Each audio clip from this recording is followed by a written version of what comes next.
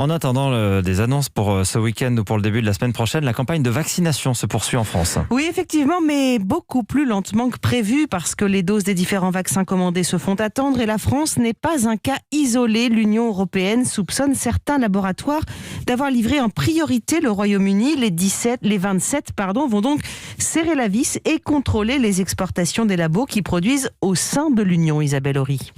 Oui, c'est une mesure d'urgence qui, sauf surprise, va entrer en vigueur dès aujourd'hui.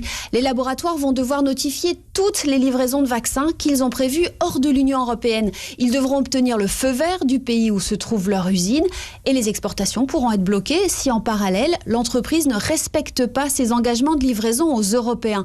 C'est un premier pas. Certains dirigeants vont même déjà plus loin en évoquant des mesures de réquisition des éventuels stocks de vaccins.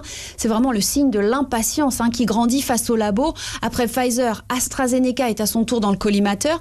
La multinationale anglo-suédoise a annoncé il y a une semaine qu'elle avait des problèmes de production de son vaccin en Europe. Elle prépare un nouveau calendrier de livraison. Mais pendant ce temps, le Royaume-Uni continue, lui, à être approvisionné sans délai. Donc les 27 s'étranglent.